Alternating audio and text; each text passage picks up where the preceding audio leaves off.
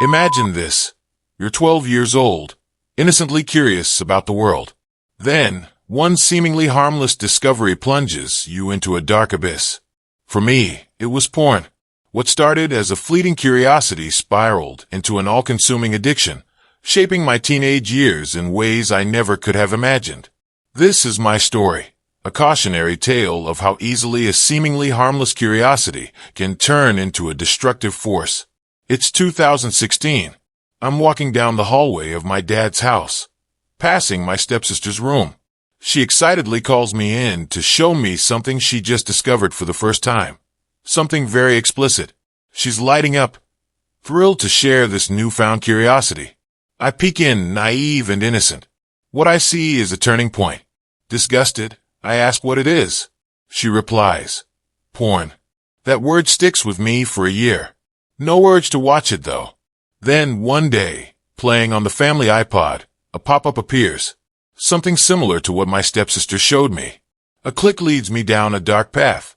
A website filled with explicit content sparks a curiosity that turns into arousal. I don't know any better, but I'm about to embark on a journey of discovery with disturbing consequences. I delve deeper, exploring strange and uncomfortable niches. A week later, bored, I recall those normal videos. A habit forms, watching twice a week for 20 minutes. It's stimulating, but unnecessary. For a year, this continues. A secret I keep hidden. A new development. A girl catches my eye. Strong, spirited, and bold. Not love, but an infatuation fueled by her personality. Not her looks. We become boyfriend and girlfriend for 6 months. During that time, no porn. The urge disappears. We break up. The usual teenage heartbreak, but manageable. Emotions fluctuate, and I return to normal. Then summer arrives. Visiting my grandparents 3 hours away. I initially have a great time, playing with the dogs, exploring the vast property. But boredom sets in at night. A thought, it's been 8 months. A relapse. Hours of binge watching. A discovery that awakens a new feeling. This is unlike anything I've ever experienced. Afterwards, shame washes over me. Confused, I research, eventually learning its normal human nature. Planted in my 12-year-old mind. Porn is okay. The cycle begins. Once a week, fueled by a warped sense of normalcy. Entering high school, my confidence with girls plummets. I put them on a pedestal, and porn becomes a way to experience intimacy without rejection. A 10-second escape on my phone, a risk-free solution. Blind to the damage, I believe it's human nature. For months in, realization dawns. Porn manipulated me. It rewired my brain. Basketball, once a passion, becomes a chore. Simple pleasures like walks on the beach or conversations with friends become boring. Talking to girls? Impossible. My energy depletes, replaced by anxiety. Participation in class dwindles. Friends talk about porn, further normalizing it. The urge to confess, to reveal my addiction, is absent. 3 years transformed me from a disgusted child to a porn-obsessed teenager. A year later, a vivid memory, a family lunch. Seated 10 feet from a beautiful woman resembling those in the videos. Consumed by her looks, I barely acknowledge my family's questions. The desire to lose myself in her is overwhelming. Leaving lunch, all I can think about are women. The need for validation, to finally lose my virginity, consumes me. I'm 14, and this addiction has turned me from an innocent child into a shell-craving lust. The cycle intensifies. Porn before basketball games to avoid distractions, a habit that hinders my performance.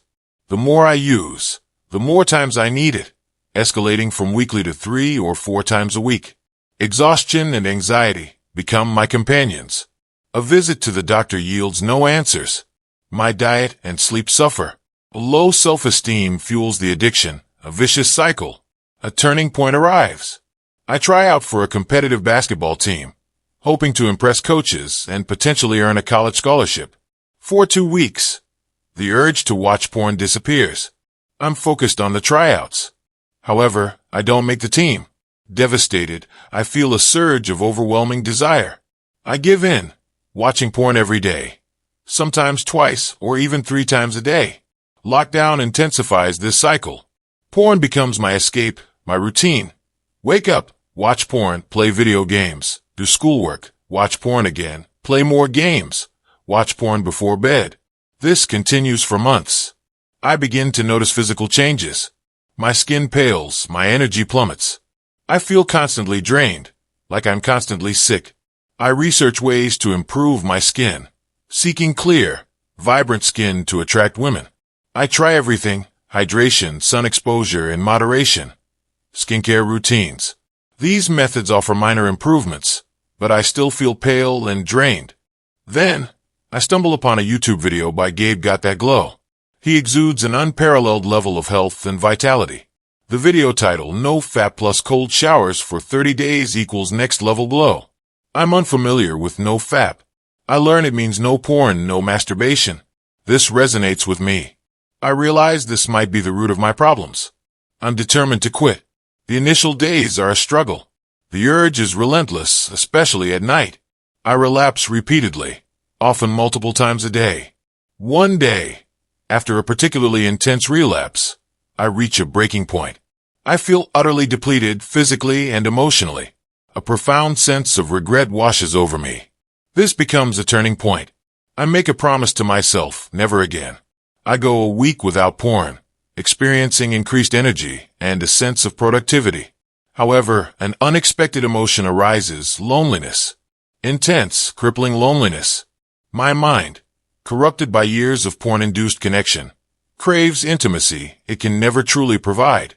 I feel disconnected from myself, searching for external validation that can only be found within. The next 2 weeks are a battle.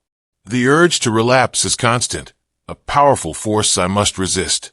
I endure withdrawal symptoms, both physical and emotional.